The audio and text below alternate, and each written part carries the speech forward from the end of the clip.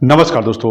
रूसी राष्ट्रपति Vladimir Putin ने गुरुवार को पहली बार जापान के दावे वाले विवादित कुरिल द्वीप समूह का दौरा किया है। क्रेमलिन ने पुतिन के दौरे का वीडियो जारी किया है। उन्होंने कुरिल द्वीप पर एक फिश प्रोसेसिंग प्लांट का दौरा किया है। पुतिन की इस यात्रा के बाद जापान ने कड़ा विरोध जताया है और कहा है कि यह इलाका उसका हिस्सा है। रूस और जापान के बीच प्रशांत महासागर में 4 द्वीपों को लेकर 80 साल से विवाद है। जापान इसे नॉर्दर्न टेरिटरीज कहता है, जबकि रूस इन्हें कुरिल आइलैंड ग्रुप का हिस्सा मानता है। पुतिन ने कैवियार का स्वाद लिया। यह स्टार्जन मछली के अंडों से बनता है और इसे दुनिया के सबसे महंगे खाद्य पदार्थों में गिना जाता है। राष्ट्रपति पुतिन ने बुधवार को कुरिल आइलैंड के इतुरूप द्वीप पर एक फिश प्रोसेसिंग प्लांट का दौरा किया। रूस और जापान में 4 द्वीपों को लेकर विवाद है। रूस और जापान के बीच प्रशांत महासागर में स्थित 4 द्वीपों को लेकर विवाद है। जापान इन्हें नॉर्दर्न टेरिटरीज उत्तरी क्षेत्र कहता है, जबकि रूस इन्हें कुरिल द्वीप समूह का हिस्सा मानता है।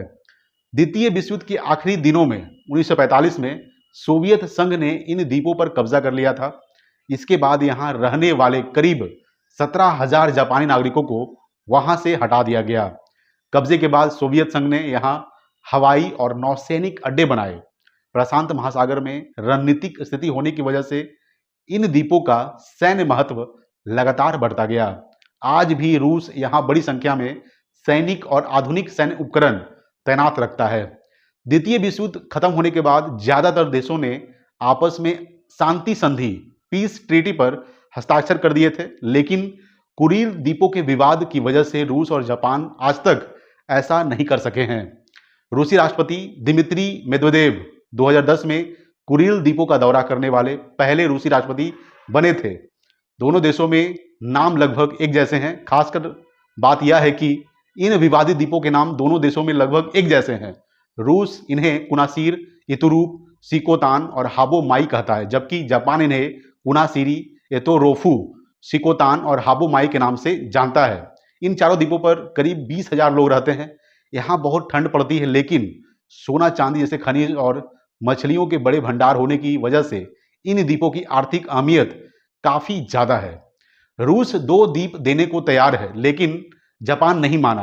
1956 में सोवियत संघ और जापान के बीच राजनयिक संबंध बहाल होने के बाद विवाद सुलझाने की कोशिश शुरू हुई। उस समय सोवियत नेता निकिता ने शांति समझौते के बदले सिकोतान और हाबो माई द्वीप जापान को लौटाने का प्रस्ताव दिया था, लेकिन जापान 4 से कम मानने को तैयार नहीं था। 1991 में सोवियत संघ के टूटने के बाद भी रूस और जापान के बीच कई दौर की बातचीत हुई, लेकिन कोई समाधान नहीं निकला।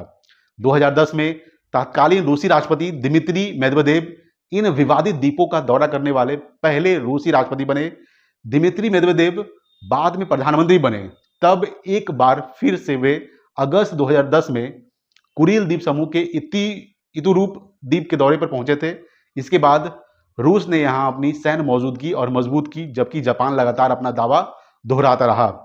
यूक्रेन युद्ध के बाद दोनों देशों के रिश्ते और खराब हो गए। अब पुतिन का यह दौरा इन विवादित द्वीपों पर रूस के दावे को फिर से मजबूत करने के मैसेज के तौर पर देखा जा रहा है। दोस्तों, आपकी क्या राय है? प्लीज कमेंट बॉक्स में जरूर बताइएगा। Thanks for watching. जय हिंद, वंदे मातरम।